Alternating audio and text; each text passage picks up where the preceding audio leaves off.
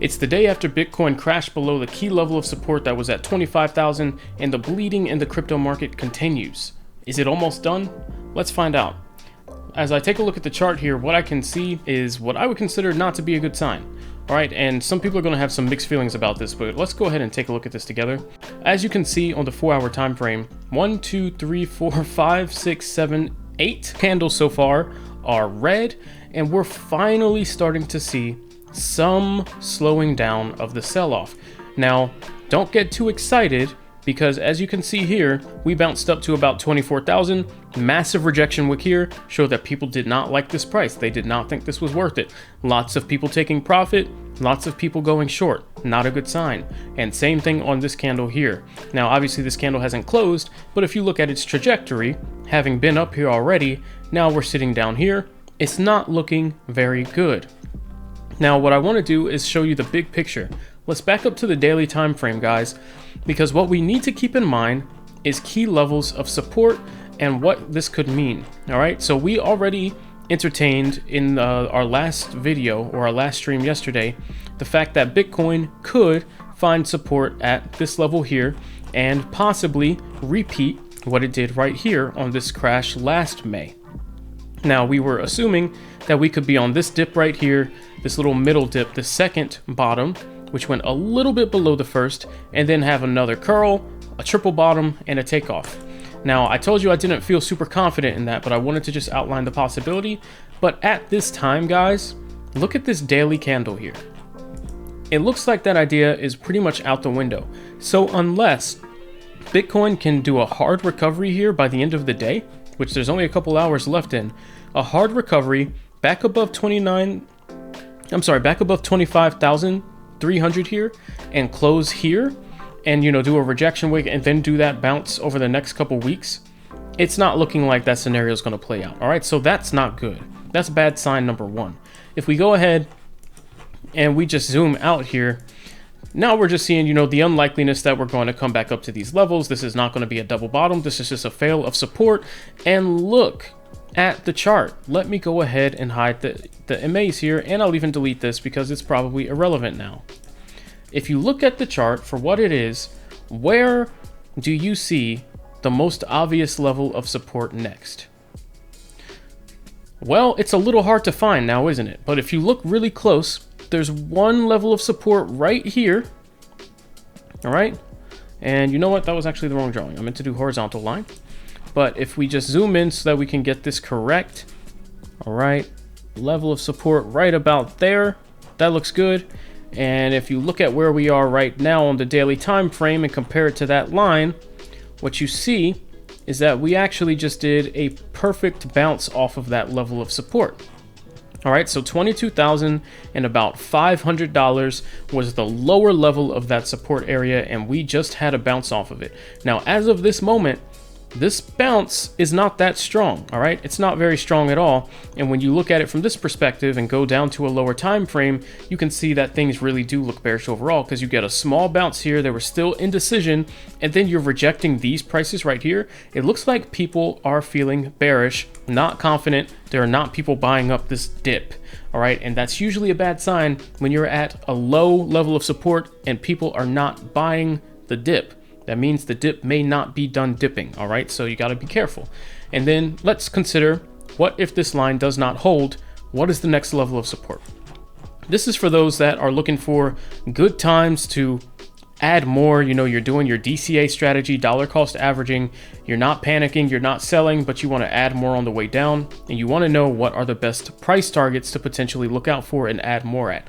That's where this video is going to come in for you guys. All right, where does the bleeding stop? Where can I expect to have a safe adding spot?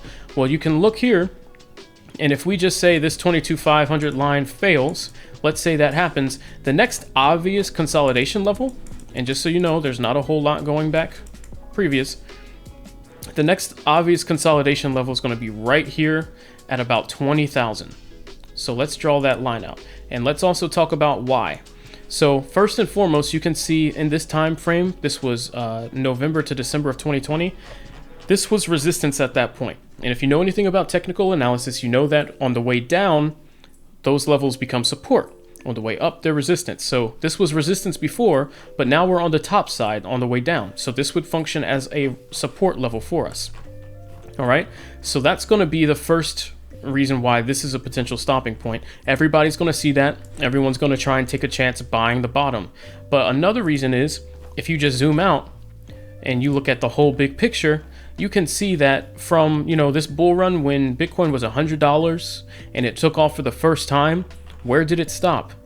Well, it stopped at the exact same place, right here at the very top of 19,000. It's 19,900 something.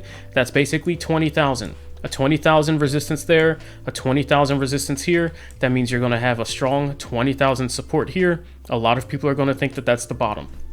All right, so if you're looking to time a buy, if you're looking to go long on leverage, if you're looking to have a good money-making opportunity and time the bottom, you're going to want to assume that that 20,000 level, maybe with a little touch into 19, is going to be the most likely bottom. All right, and that's going to be your highest conviction play, is to look for a buy at that 20,000 range and hope for the best. Now, what do you need to be aware of if you decide to try and do a play like that? Number one, be wary of catching the falling knife, should I say. All right. Now, what is catching the falling knife? It's a term used for when people try to buy the dip on the way down when there's no signs of a reversal. So, for example, if you look at this candle right here, and let's just say we saw the support that was at 22.5, and so we wanted to time a buy. And so on the way down, just as soon as it hit it, we bought.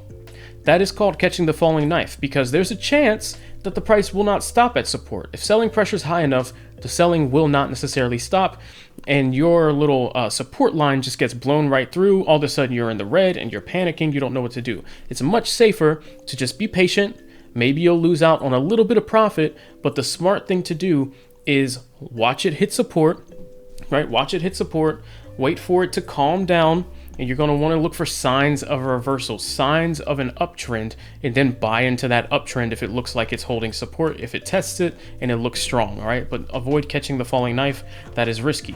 Now, if you are just doing a dollar cost average strategy, that is, it doesn't really matter. You're not looking to just enter 100% all in. So yes, add as soon as we hit that, see if it holds. If it fails, add some more at the next place. And so that finally leads me to, if that level fails, which I don't think it will by tomorrow or by the time that we do another video or live stream, but hypothetically, if that level fails, what is the next level of support going to be? Just in case we're not live by then. And that's going to be sitting right here. As you can see, big picture, weekly time frame, we're looking for the most obvious levels. It's going to be right here. So in between resistance 1 and resistance 2, we had a little middle resistance right here at about 13,800. We'll just call it 14. All right. So in this area at about 14,000, that's going to be the next area of support. And you can say that that range is going to be in between 14 and 15,000, because 15,000, a multiple of 5, is a pretty big key number that people are going to be thinking of. And it's easier to just say 15,000 in people's minds than thinking of 14. Just think about the psychology there. So this little range in this window is going to be the next stopping point down that we need to keep an eye out for. All right, if we fail 20,000. Now, of course, that's the big picture. What I really wanted to do was map the most important levels, the most obvious levels, the easiest ones to keep an eye out for, because those are going to be the highest conviction plays that we can make, trading off of those opportunities. But there are chances still, sometimes things are not black and white. There's gray. So there is a chance that we don't stop at one of the key levels of support, but instead what ends up happening is we end up looking at one of the less important levels and we reverse there. As you can see, there were a lot of rejection wicks here at about the 17,000 level, and right here we were finding support somewhere mid 17s as well. So we could probably just draw a little line in the middle here of a weaker but still should be respected potential level of support right at about 17,000. So what we're noticing is right at about every $2,000 to $3,000 there's another level. 23, 20, 17, 14. That's kind of how this is playing out right here.